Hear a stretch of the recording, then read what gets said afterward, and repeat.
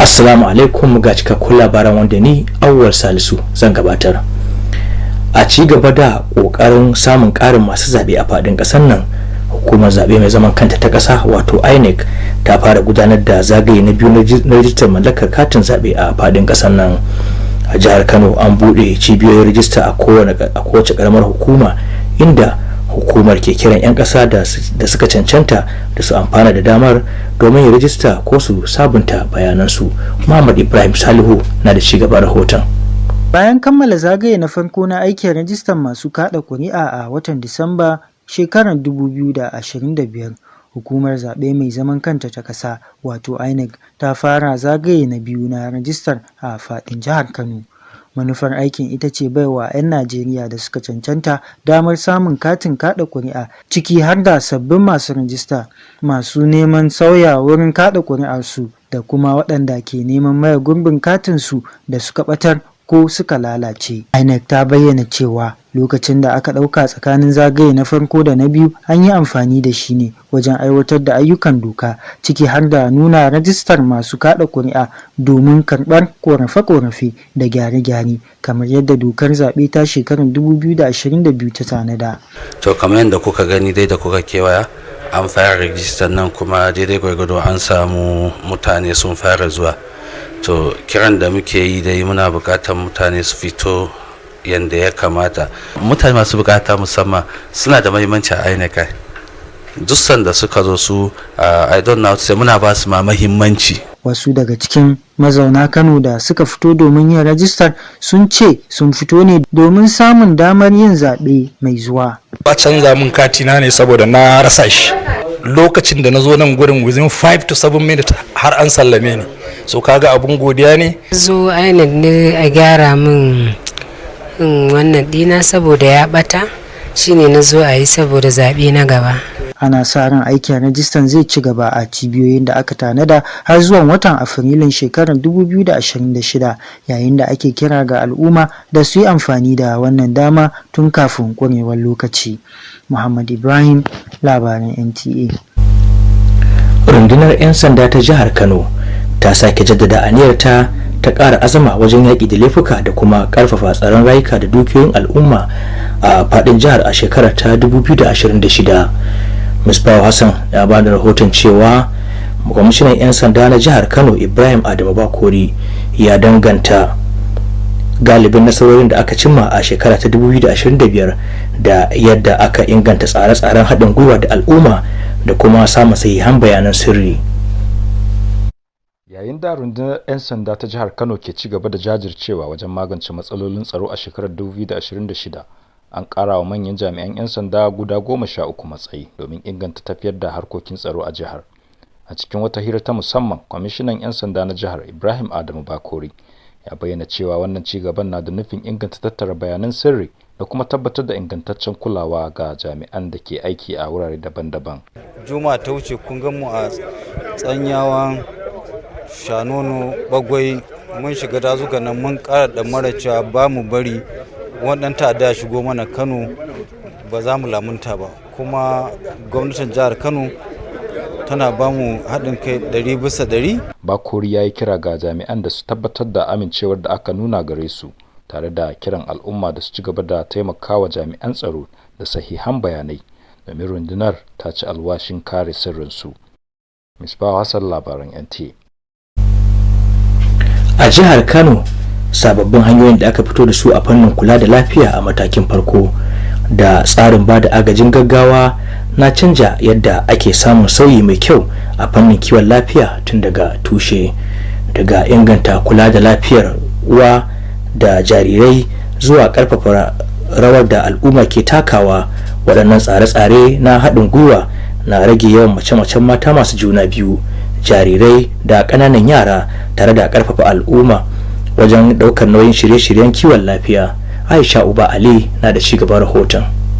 Samar da ingantaccen kiwon lafiya mai mayar da hankali ga jama'a ya ta'allaka ne kan mutane da al'umma gaba daya, ba wai magance cututtuka kadai ba. Yayin da gwamnatoci ke ci gaba da baiwa harkan kiwon lafiya fifiko musamman a yankunan karkara, ana ƙara kaimi wajen ƙarfafa asusun tallafin kiwon lafiya na asali wato Basic Healthcare Provision Fund. Gwamnatin jihar Kano ta inganta sama da cibiyoyi kiwon lafiya na farko sama da 200 a faɗin jihar, inda da dama daga cikinsu ke da wutar lantarki ta hasken rana da ingantaccen ruwan sha. Ko da yaushe zan iya zuwa don ko da yaushe na je ana iya duba ni. Ko a bangaren magunguna da kula da abin da suke yi mana da tasa-tasai duk an sassauya ya ci gaba. Shawarwari haka suna bada gaskiya suna kokari 100%. Domin ƙara ƙarfafa waɗannan ƙoƙari, jihar ta gano ƙananan hukumomi 18 da ke da yawan mace-macen mata da yara, tare da sanya su cikin waɗanda za su amfana da shirin Mami Initiative.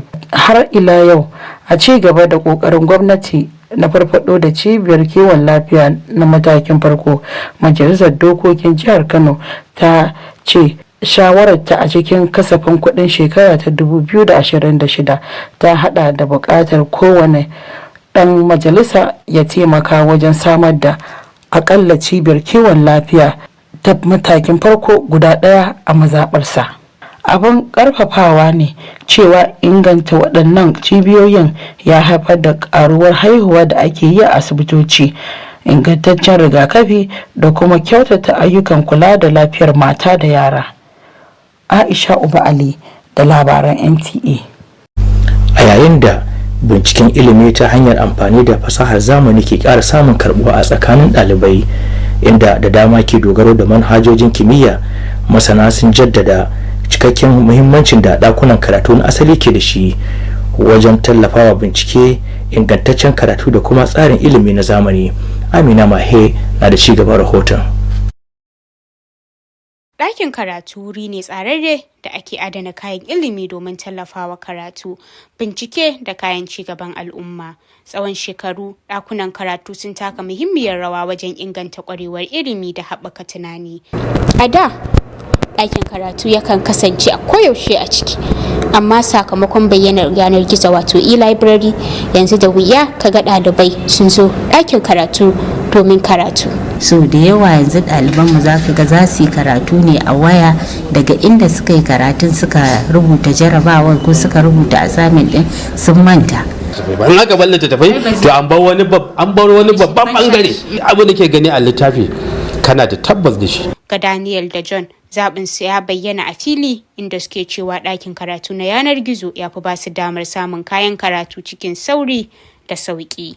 Na fi amfani da kwamfuta na cikin library saboda ya fi mun sauki. Ina sauran gajiya duk sanda nake karanta littafi na takarda. Duk da karuwa amfani da hanyoyin karatu na yanar gizo, masana sun jaddada cewa ɗakunan karatu na zahiri suna da muhimmanci, inda yanar gizo ba za ta iya maye gurbinsu ba. Suna ba da yanayin nazari mai tsari, samun kayan bincike masu inganci, inda ake samun takardu na tarihi da watakila ba za a iya samun su a yanar gizo ba. Amina Mahe a labaran NTA.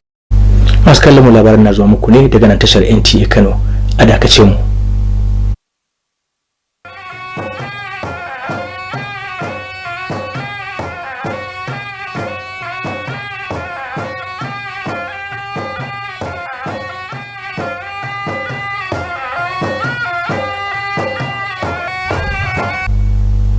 To madalla, sai kuma harkokin wasanni.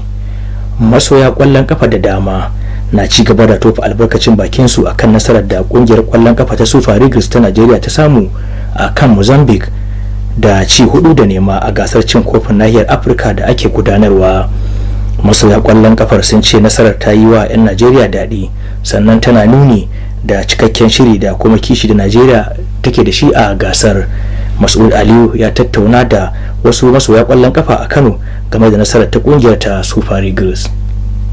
Kokarin da suka yi shine ya tabbatar musu da wannan nasara da suka samu na jefa kwallaye har guda 4.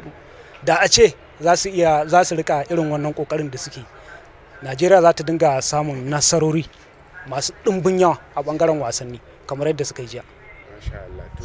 yi kokari kuma motsin da ake samu daga attackers ɗinsu ya nuna cewa Najeriya yanzu a duniya ma za a iya zera ta kafada da wasu kungiyoyin kwallon kafa na kasashe. Idan ka kalli kamar shi Victor Osimhen, ka kalli shi Lukman, in ka ajiye ma Lukman ka dauko irin su Victor Simon, gaba ɗayan su zaka ga cewa yan wasa ne wanda duniya tana tsoron su. A bal ɗin su na jiya gaskiya dama ta nuna a zahiri Najeriya sun fi karfin Mozambique. Ba don komai ba saboda idan ka kalli yadda 'yan wasan Najeriya suka dinga wannan bani in baka din nan, komai sun riga da sun rike a filin wasan. So abin ayaba ita kungiyar kwallon kafa ta Najeriya ce da kuma shi mai horaswanta. To daga bangaren wasanni kuma sai hasashen masana kan yadda yanayi zai kasance a gobe a nan Kano da ma wasu daga cikin biranen ƙasar nan.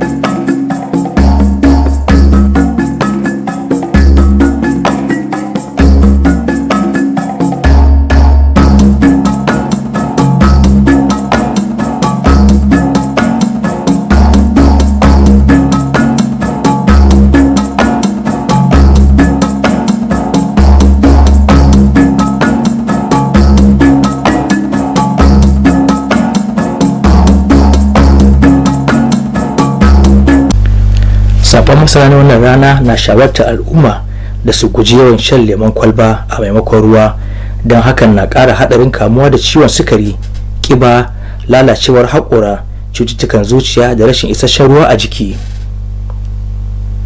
To da fatan Allah sa da mu da alkhairinsa.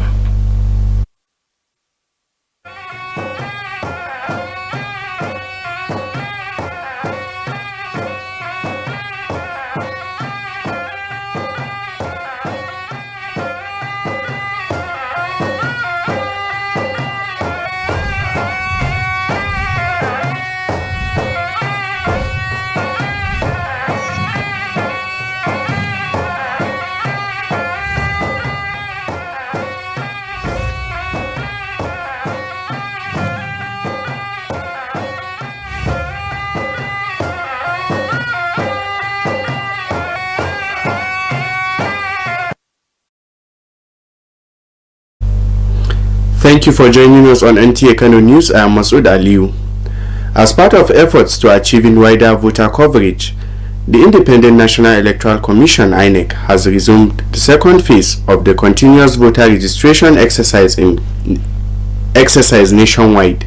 In Kano State, registration centers have reopened across all local government areas, with the Commission urging eligible residents to take advantage of the exercise to register and update their voter details.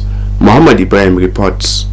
Following the conclusion of the first phase of the continuous voters registration exercise in December 2025, the second phase has officially commenced across Kano. The exercise is to enable eligible Nigerians to obtain their voter cards, including those registering for the first time, those seeking transfer of registration, and persons applying for replacement of permanent voter cards. INEC says the interval between the two phases was used to conduct statutory activities, including the display of voters' register for claims and objections in accordance with the Electoral Act 2022.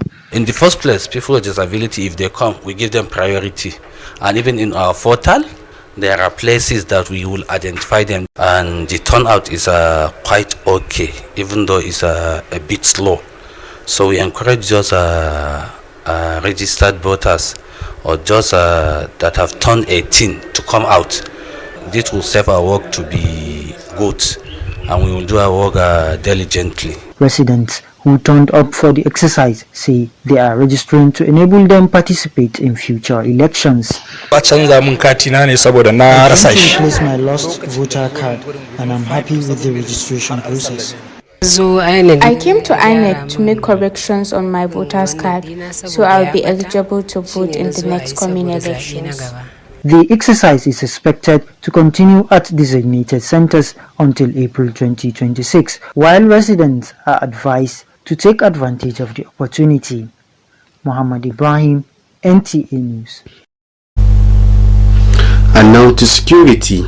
Kano State Police Command has reiterated its resolve to intensify efforts aimed at combating crime and strengthening public safety across the state in 2026. Ms. Bawo Hassan reports that the Commissioner of Police, Ibrahim Adamu Bakori, attributed most of the successes recorded in 2025 to effective community policing and efficient intelligence gathering. As the Kano State Police Command remains resolute to addressing the security challenges in the year 2026, 13 senior police officers were promoted to improve security management in the state. Speaking in an exclusive interview, the State Police Commissioner, Ibrahim Adam Bakori, said the development is also to improve intelligence gathering and effective supervision of operatives at various posts. The of Kano security is to thuggery, substance abuse, and last year it has reduced, and this is expecting more reduction drastically. The society should come and give us any information you have so that we can use it to make an impact to the society. Bakori therefore urged the officers to justify the confidence reposed in them and called on the general public to always assist security operatives with credible information, as the command remains committed to safeguarding their confidentiality. In Kano, Misbah Hassan, NTA News. To health. In Kano, renewed investments in primary healthcare and emergency response systems are reshaping health outcomes at the grassroots. From improved maternal and child health services to stronger community participation, these coordinated interventions are driving a steady decline in maternal, child and neonatal mortality, while empowering local communities to take ownership of life-saving health programs. Aisha Ubali reports. Achieving robust people-centered health care revolves around individuals and communities, not just the treatment of diseases. In addressing structural and systematic challenges, the Kano State government has so far upgraded over 200 primary healthcare centers across the state, many of which are now equipped with solar power and reliable water supply. This is Kawaji Primary Health Care Center, one of the primary health centers in Nasarawa local government area of Kano State. Now, on getting here, we observe that a whole lot of renovation has taken place in this particular primary health care center. To further consolidate these efforts, the state identified 18 local government areas with high maternal and child mortality rates as beneficiaries of the Mami initiative. Still on government effort in revitalizing primary health care centers, the Kano State House of Assembly says its proposal in the 2026 budget includes a requirement for each legislator to facilitate the provision of at least one primary health care center in their constituency, with the belief that with sustained investment, community participation and political commitment, the three states will continue to strengthen primary health care as the foundation for resilient and healthier communities across the northwest.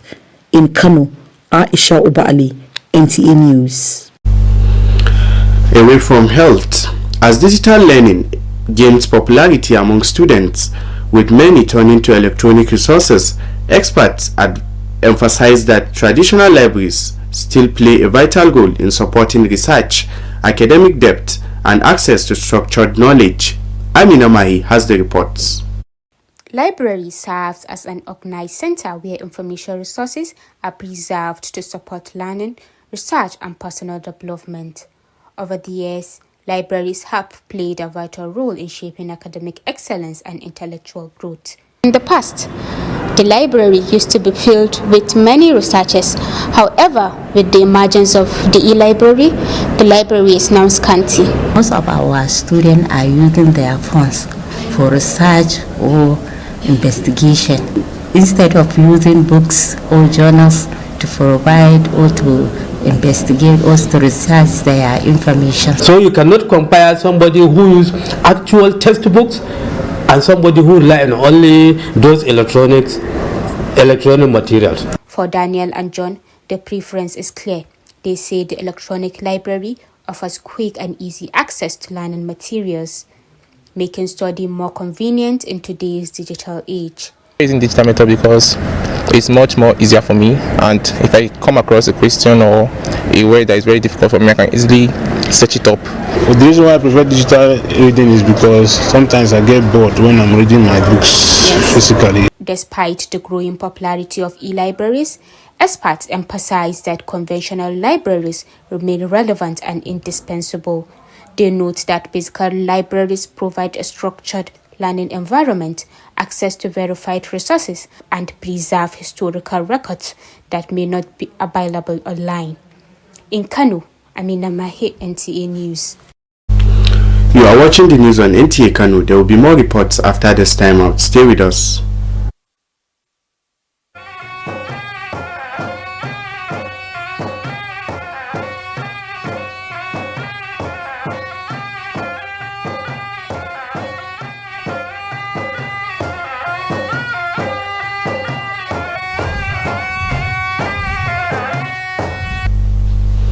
Thanks for being there. And now to sports. Super Eagles' 4-0 victory over Mozambique at the African Cup of Nations has continued to spark reactions from football fans across the country. Football enthusiasts say the convincing win has lifted national morale and is a positive signal for Nigeria's campaign at the tournament. Yours sincerely captures the reactions of a cross-section of football lovers in Kano to the Super Eagles' AFCON victory. We are very happy with this confidence and endurance and dedication of Nigerian players who delivers what we already delivered yesterday in competing the Mozambique 4-0. If they continue doing this effort, they are going to continue succeed tremendously. You see our attackers like Ademola Lukman and even Victor Osimhen, they are all very, very well players. Why? Because even in Nigeria, for the rest European countries, you can compare them. They can compete with them. Why? Because they have the strong and the confidence that if they can do, they will proud with their nations, Nigeria. Their teamwork is very clear. Next is weather forecast for tomorrow in Kano and some selected cities.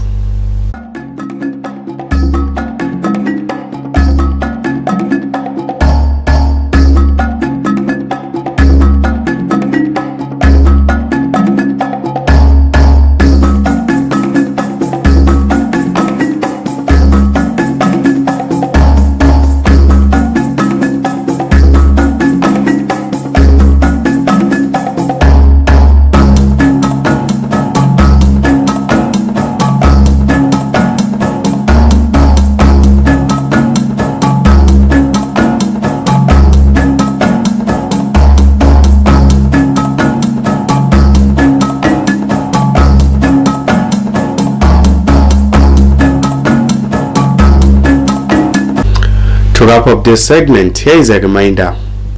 The public is strongly advised to avoid frequent consumption of soda in place of water, as it increases the risk of diabetes, obesity, tooth decay, heart disease, and dehydration, while offering no real health benefits. Thank you for watching. Goodbye.